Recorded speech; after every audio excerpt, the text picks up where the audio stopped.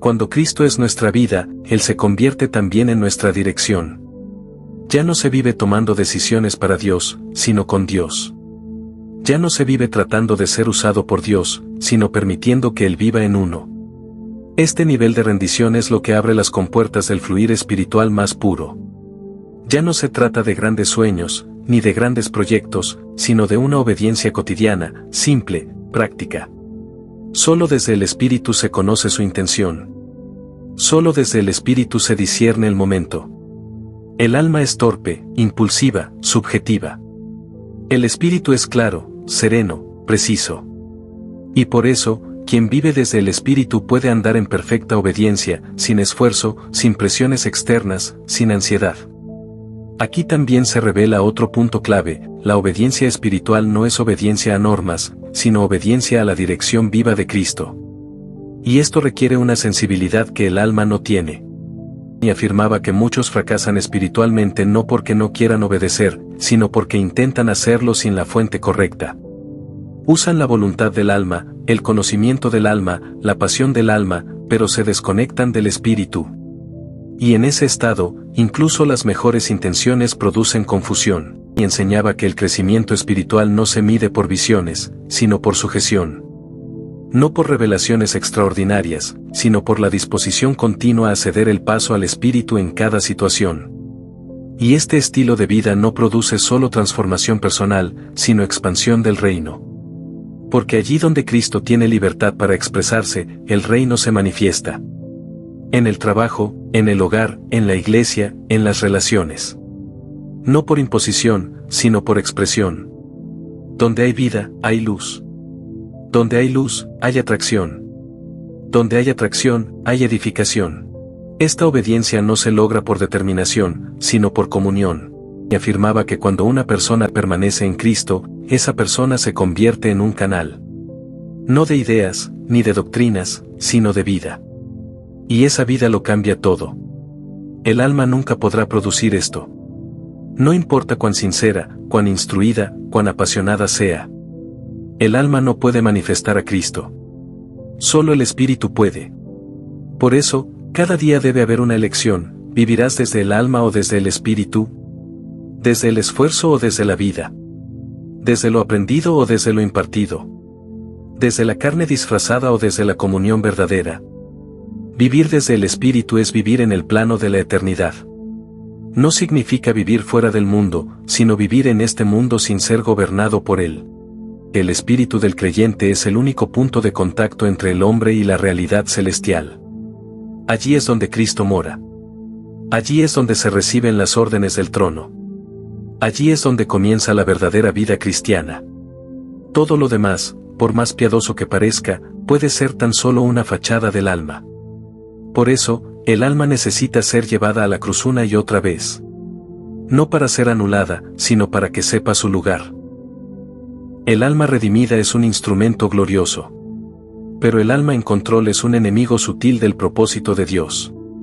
El propósito de Dios no es formar creyentes ocupados, sino hombres y mujeres que vivan como vasos. Vasos llenos de Cristo. Vasos rendidos. Vasos que no se rompen cuando nadie los ve, porque no viven por reconocimiento. Porque no viven por desempeño. Vasos que simplemente existen para contener y derramar a Cristo. Y decía que cuanto más se reduce el yo, más espacio hay para la gloria. Y cuanto más se reduce el esfuerzo, más evidente es la gracia. La vida del Espíritu es una vida de invisibilidad externa y de sustancia eterna. No se puede medir con los criterios humanos. No siempre se ve, pero siempre deja marca. Un creyente que vive en el Espíritu puede pasar desapercibido para muchos, pero es un gigante en el mundo espiritual. Su vida tiene peso, porque su vida es Cristo. No es su experiencia, no es su inteligencia, no es su historia, es su vida. Y esa vida tiene poder. Poder para vencer la tentación sin gritarle. Poder para soportar la prueba sin desesperarse. Poder para hablar sin manipular. Poder para callar sin orgullo. Porque es la vida del Cordero. La vida que fue crucificada, que fue sepultada, que resucitó y que hoy mora en nosotros. Cuando esta vida empieza a gobernar, la persona se vuelve verdaderamente libre. Libre del pecado, pero también libre del yo.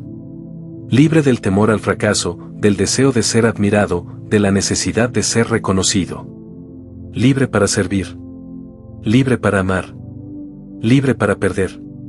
Libre para obedecer sin cuestionar. Enseñaba que la verdadera libertad no es poder hacer lo que queremos, sino ya no tener que hacerlo. Es descansar de uno mismo. Es dejar de luchar por sostener una imagen, por mantener un estándar, por alcanzar una meta. Es dejar de vivir en el plano del alma.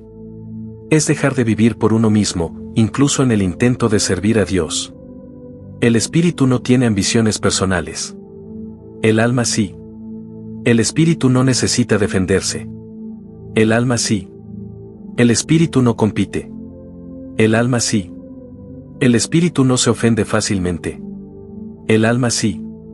Por eso, cuanto más gobierna el espíritu, menos reactiva se vuelve la persona. Y más estable. Y más profunda. Porque el vaso ya no está sucio con el barro de la carne, ni contaminado con las emociones sin filtrar. Ahora es un vaso disponible, templado por el fuego de la cruz, dispuesto a ser llenado y vaciado una y otra vez por el Señor. Sin condiciones. Sin reservas. La mente, las emociones y la voluntad no desaparecen en esta vida del espíritu. Al contrario, cobran un nuevo valor. La mente es renovada por la palabra, no para presumir conocimiento, sino para discernir la voluntad del Señor. Las emociones son apaciguadas, no para anularlas, sino para que respondan al amor divino. La voluntad es fortalecida, no para imponerla, sino para obedecer con firmeza la dirección espiritual. Y enseñaba que cuando el alma se somete, no se vuelve inútil, sino útil en su lugar correcto. Es como una herramienta que ya no lidera, sino que obedece al artesano. Es el alma al servicio del espíritu. Es el cuerpo al servicio del alma gobernada por el espíritu. Y todo en armonía. Porque la cabeza ya no es el alma. Es Cristo. Y cuando Cristo es cabeza, todo fluye con precisión divina. El tiempo es redimido. Las palabras son medidas. Las decisiones son guiadas. Las relaciones son sanadas. Porque ya no se vive desde el centro equivocado. Se vive desde el espíritu, donde Él gobierna, donde Él instruye, donde Él fortalece. Que el creyente más útil para Dios es aquel que ha sido vencido por Cristo. No el que tiene más dones, sino el que tiene menos yo. No el que es más brillante, sino el que es más rendido. Porque a través de ese tipo de hombre o mujer, Cristo puede ser visto, conocido, sentido y amado. Este tipo de vida no se aprende en un seminario, no se obtiene por experiencia acumulada, no se hereda por linaje. Solo se recibe por revelación y se camina por rendición. No hay atajos. No hay fórmulas. No hay programas que la garanticen. Es un camino de muerte y resurrección. De pérdida y ganancia. De humillación y gloria. De silencio y testimonio. Que el mayor logro de un cristiano no es predicar bien, sino vivir ocultamente con Cristo. No es llenar auditorios, sino llenar su habitación con lágrimas sinceras. No es hablar en nombre de Dios, sino escuchar a Dios cada día. No es ser seguido, sino seguir al Cordero donde quiera que vaya. Cuando un creyente vive de esa manera, su sola presencia bendice. Su silencio edifica. Su mirada consuela. Su consejo corta como espada. Su abrazo sana. Su oración abre cielos. Porque ya no es Él. Es Cristo. Ya no es su carisma. Es su vida. Ya no es su intención. Es su voluntad. Y eso es lo que Dios quiere formar. No ministerios espectaculares. No plataformas impresionantes. No voces estruendosas. Sino vidas donde el Hijo pueda vivir, moverse y expresarse sin obstáculos. Vidas donde el alma ha sido vencida, y el espíritu se ha levantado como lugar de gobierno. Vidas que, sin decirlo, dicen, ya no vivo yo, mas vive Cristo en mí.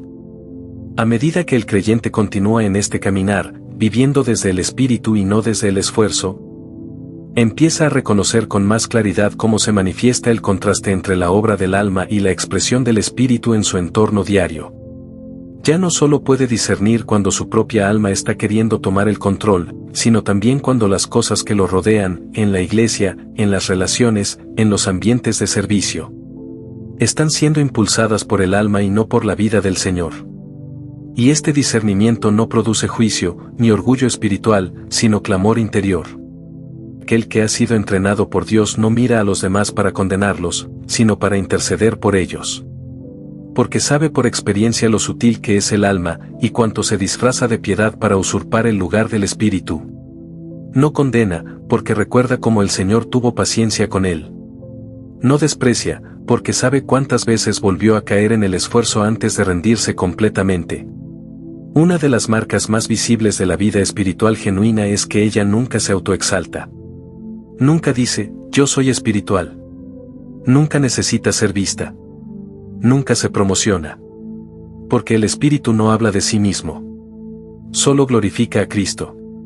Como enseñó el Señor Jesús en el Evangelio según Juan capítulo 16 versículo 13, pero cuando venga el Espíritu de verdad, Él os guiará a toda la verdad. Él me glorificará, porque tomará de lo mío, y os lo hará saber. Esa es la obra del Espíritu Santo en nosotros, no hacernos sentir especiales, sino hacernos ver a Cristo. Y cuando vemos a Cristo, el alma se postra. Las emociones son gobernadas. La mente es alumbrada. La voluntad es conquistada. Que la espiritualidad no se mide por cuánto sabes de la Biblia, sino por cuánto ha sido formada la imagen de Cristo en ti. Y esa imagen no se forma por información, sino por comunión. Esto nos conduce a uno de los frutos más dulces de vivir desde el Espíritu, la transformación silenciosa. No hay propaganda. No hay anuncios. Solo una vida que lentamente, pero con firmeza, va siendo conformada a la imagen del Hijo. Día tras día. Prueba tras prueba. Pérdida tras pérdida. Cada vez menos de mí. Cada vez más de Él. Cada vez menos reacciones. Cada vez más fluir. Cada vez más gratitud. Y esa transformación es el testimonio más poderoso. Que la vida cristiana verdadera no necesita ser explicada. Basta con que sea vivida. Porque cuando alguien ha sido tocado por el Espíritu y se ha rendido al gobierno interior de Cristo, su sola manera de vivir lleva el aroma del cielo.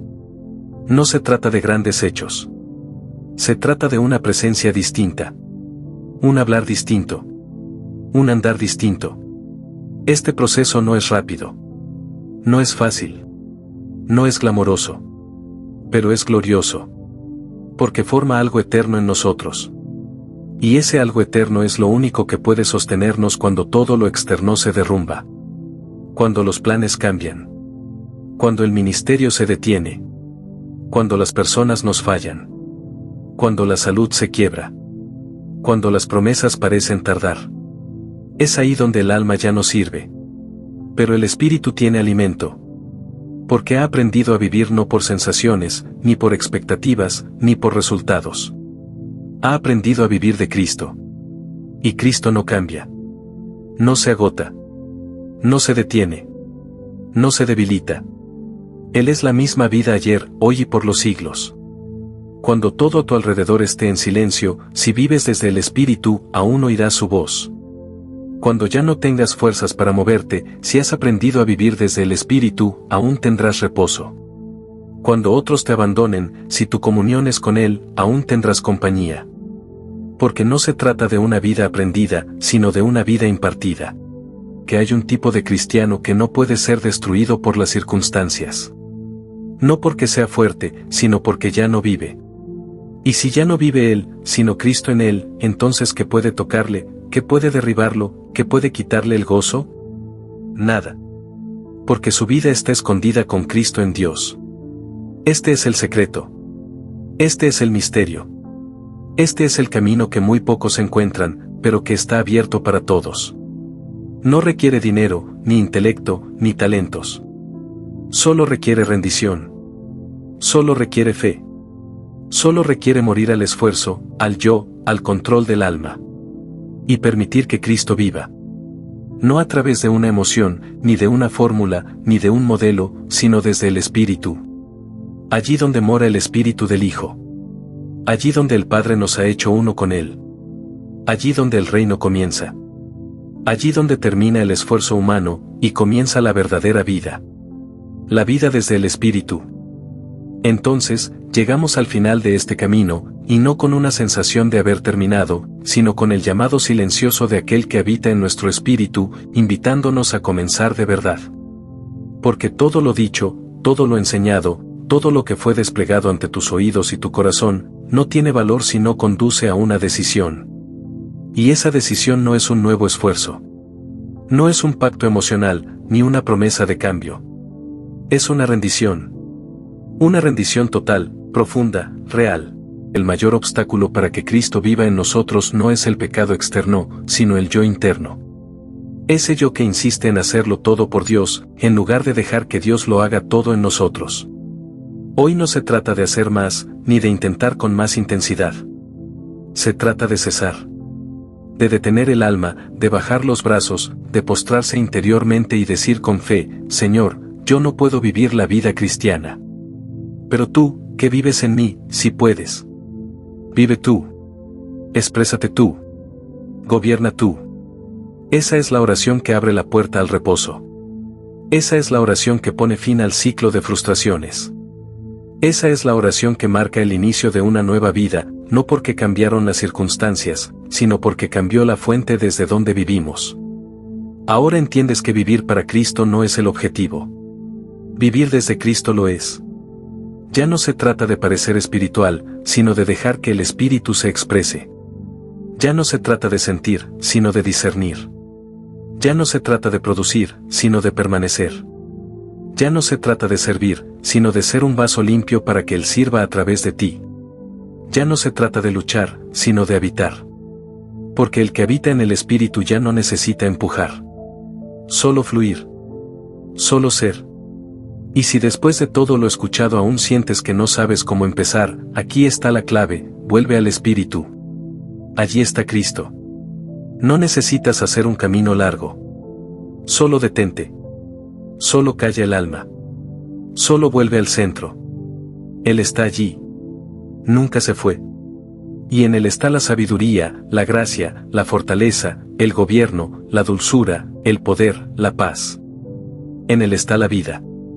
Y no una vida que se aprende, sino una vida que se recibe. Por eso, ahora que llegamos al final de esta enseñanza, te invito a orar. No una oración automática, sino una oración de rendición. Ora con tu espíritu. Habla con el Señor desde ese lugar profundo donde habita su presencia. Dile que estás cansado de vivir desde el alma. Que quieres dejar el esfuerzo, la carga, la lucha. Que deseas vivir desde su vida, no desde la tuya. Descansa. Permite que su paz te llene. Permite que su voz te guíe. Permite que su gobierno comience.